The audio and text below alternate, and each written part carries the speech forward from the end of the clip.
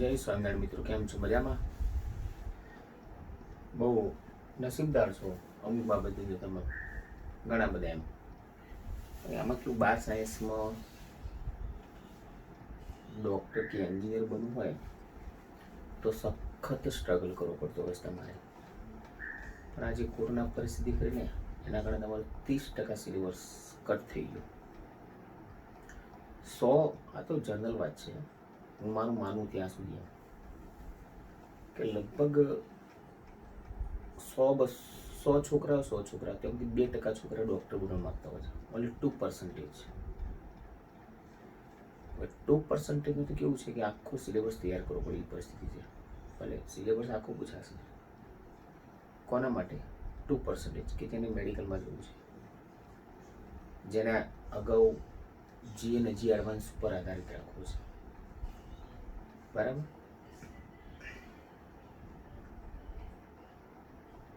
મને ખબર જ હતી કે આવું થવાનું જ છે, કે સિલેબસ 100% નહીં પૂછાય. એટલે 98% જે વિદ્યાર્થી કરી કે જે મેજોરિટીમાં છે, એ લોકો માટે ખૂબ જ સારા સમાચાર કહેવાય. બીજું કે પેપર દિવાળી પછી માનો કે સ્કૂલ ઉઘડે તો એક્ઝામ પડે એવું નહીં, તમારે માર્ચમાં જ લેવાની, મેમાં લેવાશે, એ જૂનમાં લેવાશે 12 સાયન્સની. એટલે મતલબ તમને ટાઈમિંગ પણ ઘણો બધો મળી જશે. એ સમય ઘણો બધો ટાઈમ મળશે તમને.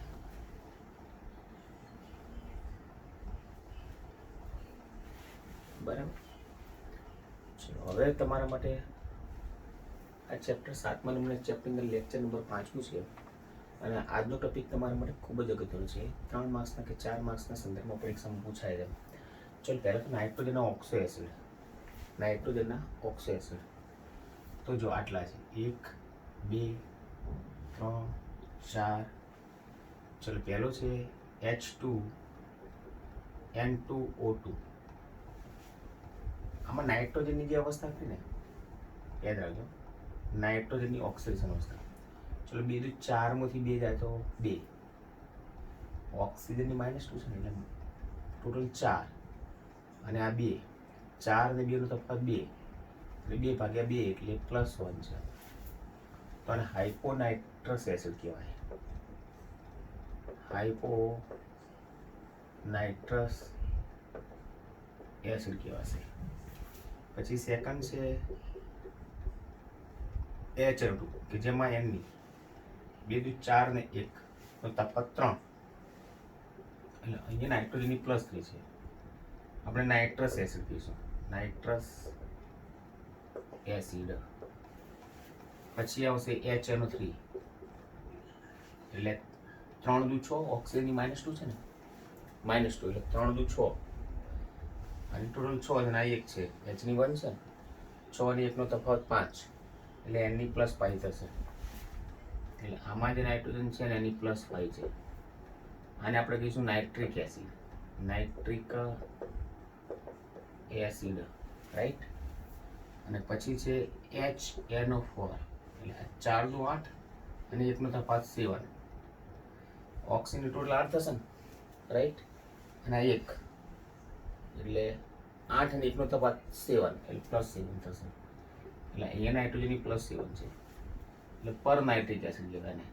પર નાઇટ્રિક એસિડ કહેવાય. આ તો મેં તમને આખું ટેકનિકલ આપી છે: +1, +3, +5, +7. Nitrogen oxo acid. O એટલે ઓક્સો ને H એટલે એસિડ છે, ઓક્સો એસિડ છે. દરેક નાઇટ્રોજન ઓક્સો એસિડ છે. +1 તો હાઇપોઅસ લાગેલ, હાઇપોનાઇટ્રસ. +3 હોય તો અસ, યાની કે નાઇટ્રસ. +5 હોય તો ઇક, નાઇટ્રિક. અને +7 હોય તો પર ઇક, યાની કે પર નાઇટ્રિક એસિડ કહેવાશે. આ ટેકનિક તો અગાઉ પણ મેં તમને આપેલી જ છે, રાઈટ? કમ્પ્લીટ. હવે તમારા માટે અગત્યનું શું છે, જો જણાવજો ખાસ. નાઇટ્રિક એસિડ, આ તમારા માટે અગત્યનું છે. તો નાઇટ્રિક એસિડની ઔદ્યોગિક ઉત્પાદન તમને પરીક્ષામાં પૂછાય. અને ઔદ્યોગિક ઉત્પાદન અને 2 ઉપયોગો એવો પરીક્ષાની અંદર પ્રશ્ન પૂછાય. એટલે પહેલા આપણે શું જોઈએ? નાઇટ્રિક એસિડનું ઔદ્યોગિક ઉત્પાદન. Nitric acid, right? ચલો, મોસ્ટ આઈમ્પોર્ટન્ટ પ્રશ્ન છે. નાઇટ્રિક એસિડ ની બનાવટ, રાઈટ, નાઇટ્રિક એસિડની બનાવટ. ચલો, તો પહેલી જે બનાવટ જે છે આપણે સમજીએ તો કે પ્રયોગશાળામાં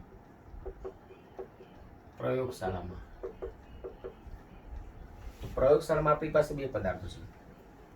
ચલો, નાઇટ્રિક એસિડ આમ જનરલ તમે જો કે એ આપણે HNO3 બનાવવું છે નાઇટ્રિક એસિડ, તો H પ્લસ અને NO3 માઇનસ 1 છે. H પ્લસ એટલે એસિડ છે, આ નાઇટ્રેટ છે. તો આનો મિનિંગ શું થયો?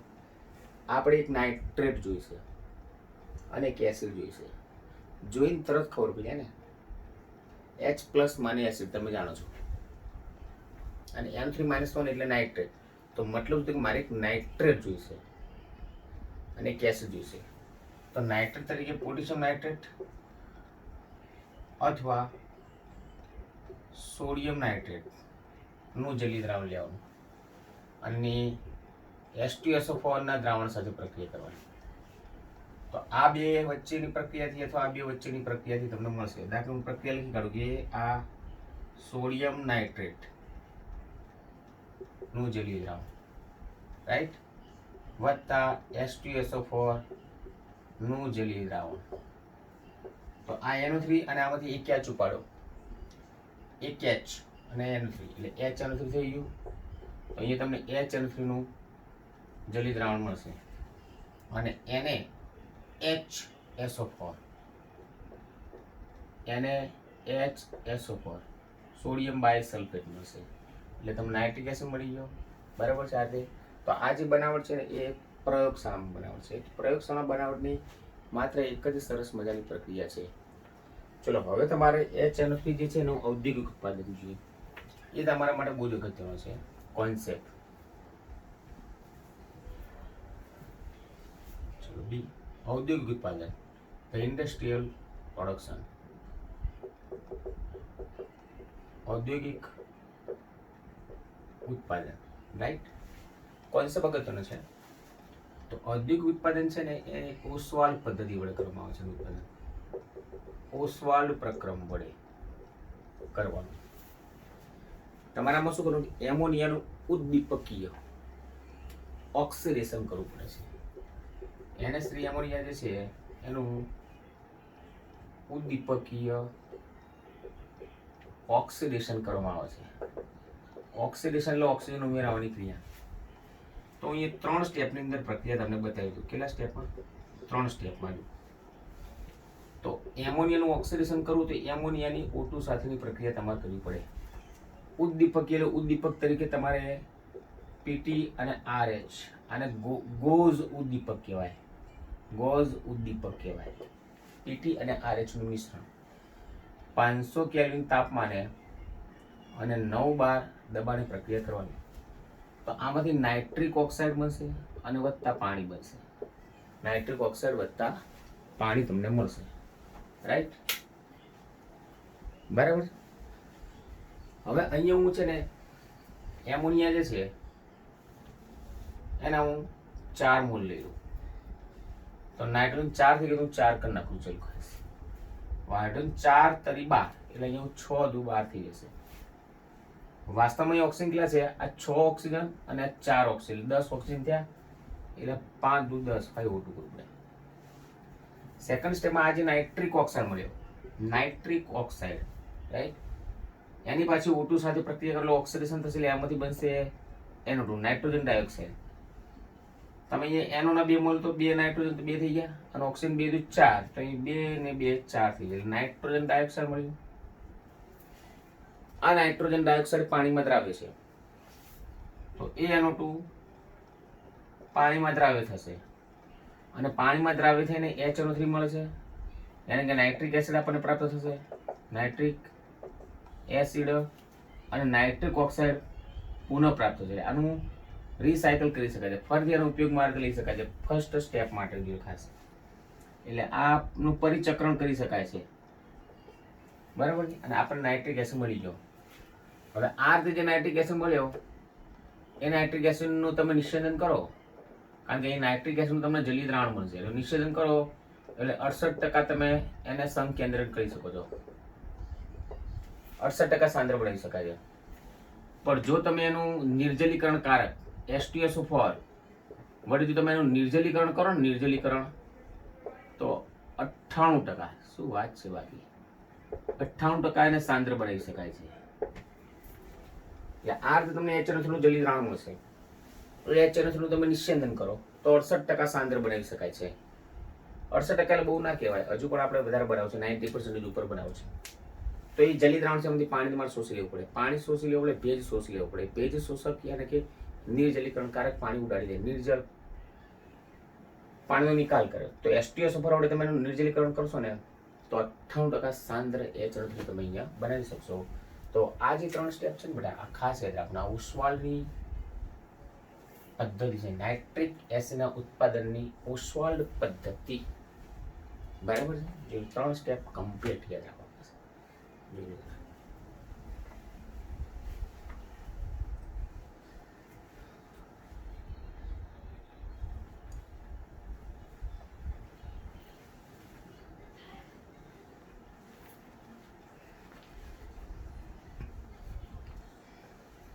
બરાબર. ચલો હવે આની અંદર ગુણધર્મ ઉપયોગ આપણે પછી જોઈએ, પણ આમાં એક બીજો એક અગત્યનો પ્રશ્ન છે, વિનંતી કસોટી, કથ્થાઈ વલય કસોટી. તમારા નવા સિલેબસમાં આવું નામ આપ્યું છે, હું તમને કીધું NO3-1, રાઈટ, એટલે કે નાઇટ્રેટ આયન, નાઇટ્રેટ આયન ની પરખ કસોટી. પ્રયોગશાળામાં નાઇટ્રેટ આયનની પરખ કસોટી, વેરી મોસ્ટ આઈએમપી પ્રશ્ન છે. તમારા સિલેબસમાં આવું નામ આપ્યું છે, કથ્થાઈ વલય કસોટી, કથ્થાઈ વલય કસોટી. જૂના સિલેબસમાં આપણે આને વિનંતી કસોટી કહેતા, વિનંતી કસોટી, રાઈટ. તમારી પાસે નાઇટ્રેટ ક્ષાર હોય, દાખલા તરીકે NaNO3 સોડિયમ નાઇટ્રેટ હોય કે KNO3 પોટેશિયમ નાઇટ્રેટ હોય, તો આમાં NO3-1 નાઇટ્રેટ આયન છે. પણ NaNO3 નું દ્રાવણ હોય કે KNO3 નું દ્રાવણ હોય તો તમને એ ખબર પડે કે અંદર નાઇટ્રેટ છે, ના ખબર પડે. તમારે શોધવાનું છે અંદર નાઇટ્રેટ છે નહીં. તો એના માટેની પરખ કસોટી છે કથ્થાઈ વલય કસોટી, વિનંતી કસોટી. તો આના માટે તમારે શું કરવું પડે કે એક કસનળી હોય ને, એમાં એક કસનળીમાં નાઇટ્રેટનો ક્ષાર હોય, NO3-1, યાની કે નાઇટ્રેટ ક્ષાર હોય, તેમાં નાઇટ્રેટ આયન હોય, બરાબર છે. તો એ નાઇટ્રેટ નું તમારે શું કરવાનું છે અંદર, યાદ રાખજો ખાસ. આ જે નાઇટ્રેટ છે ને, માનો કે ચલો ઓક્સિડેશન કરે, રિડક્શન કરવાનું છે, તો એ Fe+2, એમાં FeSO4 નું તાજું દ્રાવણ તમારું બનવું, એટલે અંદર Fe+2 હોય, ફેરસ સલ્ફેટ નું તાજું દ્રાવણ બનવું. એટલે આ જે છે ને Fe+2 ફેરસ સલ્ફેટ, એ ફેરસ સલ્ફેટ આનું રિડક્શન કરશે, એટલે ઓક્સિડેશન કરતા અને રિડક્શન કરતા. તો Fe+ ની ક્ષમતા ઉપર આધાર કરે. પછી તમારે અહીંયા કસનળીમાં તમે જો કે આ નાઇટ્રેટ છે અંદર, સમજો, બરાબર. પછી Fe+2, FeSO4 ની અંદર Fe+2 હોય. પછી કસનળી તમે આમ ત્રાસી કરો અને ધાર પરથી તમે આ રીતે કસનળીને આમ ત્રાસી કરશો ને, તો એ ધાર પરથી છે ને તમારે શું ઉમેરવાનો, સાંદ્ર H2SO4, સાંદ્ર H2SO4 તમારું ઉમેરવાનો, સાંદ્ર H2SO4 ઉમેરવાનો. તો અહીંયા શું થશે કે આ દ્રાવણ અને આ H2SO4 ઉપર એ બંને વચ્ચે આંતરપુષ્ટ કરીને એમાં આવી કથ્થાઈ વલય તમને દેખાશે, કથ્થાઈ વલય દેખાશે. જે કથ્થાઈ વલય કરી નાઇટ્રોસો સંકીર્ણનું છે, એ પ્રક્રિયા લખું ત્યારે તમને ખ્યાલ આવશે. એ નાઇટ્રોસો સંકીર્ણ કથ્થાઈ રંગનું મળે છે, મતલબ એમાં NO3-1 હોય ને તો જ મળે, બાકી ના મળે. મતલબ અંદર NO3-1 છે, મતલબ નાઇટ્રેટ આયન છે, તો નાઇટ્રેટની તમે પરખ કરી શકો છો, બરાબર છે. નાઇટ્રેટ ક્ષાર ના જલીય દ્રાવણમાં ફેરસ સલ્ફેટનું તાજું દ્રાવણ ઉમેરો, કસનળીને ત્રાસી કરી દિવાલ પરથી અડકીને સાંદ્ર H2SO4 ઉમેરો, ત્યારે દ્રાવણ અને H2SO4 એ બેના સ્તર વચ્ચે અંતરા પૃષ્ઠ પર કથ્થાઈ વલય તમને દેખાશે, જે નાઇટ્રોસો સંકીર્ણ છે, જે સૂચવે છે કે આમાં અંદર નાઇટ્રેટ આયન છે. તો એ પ્રક્રિયા હું કેવી રીતે લખી શકું છું? જોઈ લો જરા. એ પ્રક્રિયા તમારા આ રીતે આવશે. જો ખાસ ચલો, આપણી પાસે NO3-1 છે, રાઈટ. પછી એમાં ફેરસ સલ્ફેટ એટલે Fe+2 છે અને H2SO4 એટલે H+ છે. તો એમાંથી તમને નાઇટ્રિક ઓક્સાઇડ મળશે, વત્તા Fe+3 મળશે અને વત્તા તમને મળશે H2O મળશે, રાઈટ. હવે Fe+2 ના 3 મોલ લઈ લો, નાના 3 મોલ લઈ લો. તો 3 દુ +6 અને -1 +5 થશે અને એ +9 છે. જોઈ લો, 3 3 9 એટલે 5 અને 4 9 થઈ ગયા. 4 1 પ્લસ કરો આપણે તો 2H2 તમારે કરો આપણે,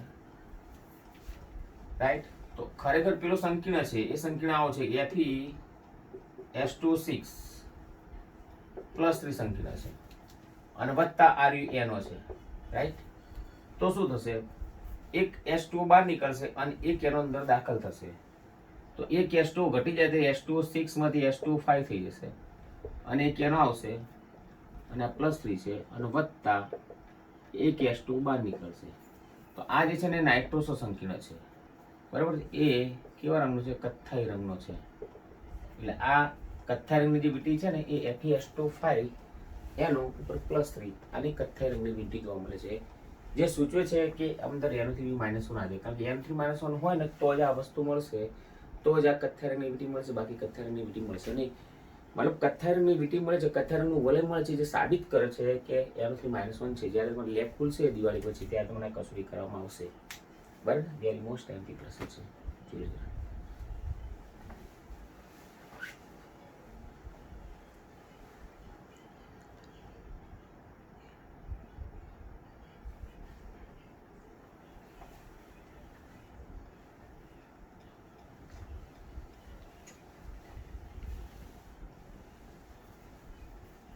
મોસ્ટ આઈપી જ્યારે પરીક્ષામાં પૂછે જ્યારે ધ્યાન આપજો ખાસ. 2-3 વખત લેક્ચર તમે જોશો ને તો તમને આવડી જ જશે. ચલો, હવે નાઇટ્રિક એસિડ HNO3 એના રાસાયણિક ગુણધર્મો. તો આપણે chemical properties of nitric acid. Nitric એસિડના જે રાસાયણિક ગુણધર્મો છે ને આમાં આપણે 1-2 રાસાયણિક ગુણધર્મો જોઈ લઈએ, તમને ખ્યાલ આવી જશે, રાઈટ બેટા. હકીકતની અંદર આ નાઇટ્રિક એસિડ છે ને HNO3 એ પ્રબળ એસિડ છે, સ્ટ્રોંગ એસિડ.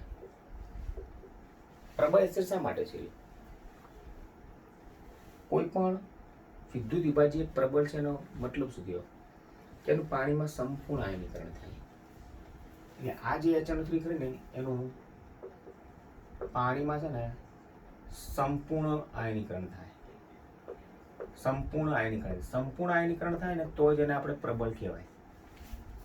જેમ કે આ રિએક્શન છે, જો આ HNO3 વત્તા પાણી, તો એક H+ દાન કરશે, કારણ કે આમાં H+ અને NO3-1 છે, એટલે H+ દાન કરે એટલે H3+ બને અને વત્તા NO3-1 બને. તો હાઇડ્રોનિયમ આયન છે, હાઇડ્રોનિયમ આયન છે.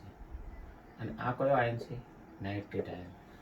બટ એનું 100% આયનીકરણ થાય ને માટે કેવો એસિડ કહેવાય? પ્રબળ એસિડ કહેવાય. સેકન્ડ કોન્સેપ્ટ શું કહું છું તમને ખબર છે? કે આ પ્રબળ ઓક્સિડેશન કરતા છે, ઓક્સિડેશન કરતા છે. હવે એક નોર્મલ તમને એક વાત કહું ખાસ, કે HNO3 પ્રબળ ઓક્સિડેશન કરતા કેમ છે? રોકેટમાં જે બળતણનો ઉપયોગ કરીને એમાં પ્રબળ ઓક્સિડેશન કરતા તરીકે છે ને આપણે HNO3 નો ઉપયોગ કરીએ છીએ. મને નહીં કહેતા યાર, 2 ભાઈબંધો લડતા કોઈક ચડાવે નહીં એટલે વધારે ઝઘડો કરે. એટલે દહન ઝડપી કરવું હોય ને તો ઓક્સિડેશન કરતાની જરૂર પડે, રાઈટ. તો પ્રબળ ઓક્સિડેશન કરતા એનું કારણ છે કે HNO3 કરીને એમાં નાઇટ્રોજનની છે ને +5 ઓક્સિડેશન અવસ્થા છે. હકીકતમાં નાઇટ્રોજનની છે ને -3 થી +5 અવસ્થા હોઈ શકે. રીઝન શું છે? કે નાઇટ્રોજન Z = 7, રાઈટ. તો હિલિયમ ડીપમાં બનાવું છું, ધ્યાન આપજો જરા. હિલિયમ 2s2 2p3 2 ને 4 ને 3 7, એટલે બાહ્ય કક્ષામાં 5 ઇલેક્ટ્રોન છે. કેટલા છે? 5 ઇલેક્ટ્રોન છે બાહ્ય કક્ષામાં. 3 ને 2 5. મતલબ અષ્ટકના પૂર્ણ કરવા માટે 3 ઇલેક્ટ્રોન ગેઇન કરી શકે છે, મેળવી શકે છે. 3 ઇલેક્ટ્રોન મળે -3 થાય, અને 5 ઇલેક્ટ્રોન ગુમાવી શકે તો +5 થાય. એટલે એની જે ઓક્સિડેશન અવસ્થા છે ને -3 થી +5 છે, એટલે કે +5 છે ને મહત્તમ છે. એટલે H અંતરીમાં નાઇટ્રોજન +5 મહત્તમ છે. હવે +5 થી તો વધવાનું નથી, પણ +5 થી ઘટવાની તો શક્યતા કરે ને. ક્યાં સુધી ઘટી શકે છે? તો કે -3 સુધી. એટલે આમાં નાઇટ્રોજન +5 છે, તો એની -3 સુધી ઘટી શકે છે. એટલે ઘટાડો થાય, ઓક્સિડેશન અવસ્થામાં શું થાય? ઘટાડો થાય. એટલે એનું શું થયું? રિડક્શન થયું. ઓક્સિડેશન આંકમાં ઘટાડો થાય તો એને રિડક્શન પ્રક્રિયા કહેવાય છે. આપણે રિડક્સ પ્રક્રિયામાં ભણી ગયા છીએ, રિડક્શન પ્રક્રિયા કહેવાય. અને જેનું રિડક્શન થાય એને ઓક્સિડેશન કરતા કહેવાય. સો એ ડબલ ઓક્સિડેશન કરતા છે. તો આ 2 ગુણધર્મો તમારે ખાસ યાદ રાખવાના. બીજા ગુણધર્મો આપણે આવતીકાલે જોઈશું, બરાબર છે? ખ્યાલ આવ્યો? આજનો પ્રશ્ન બહુ સરસ મજાનો કોન્સેપ્ટ છે. તમારા નવા સિલેબસમાં છે, આ ટોપિકને કાઢ્યો નથી અને પૂછાય એવું પરીક્ષામાં. H-એન્થરનું ઔદ્યોગિક ઉત્પાદનની ઓસ્વાલ્ડની પદ્ધતિ જણાવો. મોસ્ટ આઈએમપી પ્રશ્ન. અથવા નાઇટ્રેટ આયનની કથ્થાઈ વલય કસોટી, યાની કે વિનંતી કસોટી સમજાવો. ઓકે, તો આટલે સુધી રાખો. હોમવર્ક 2 વખત કરો. હું તમને લડીને કહું કે હોમવર્ક કરો એ તમારા માટે યોગ્ય ના કહેવાય, કારણ કે તમે 12 સાયન્સના વિદ્યાર્થી, તમને એટલી સમજદારી હોવી જોઈએ કે આપણે આપણું કામ આપણી જાતે કરવું પડે. ઓકે બેટા? તો કમ્પ્લેટ તૈયાર કરી મને હોમવર્ક મોકલો. ઓકે બેટા? આટલે સુધી રાખો. જય સ્વામિનારાયણ.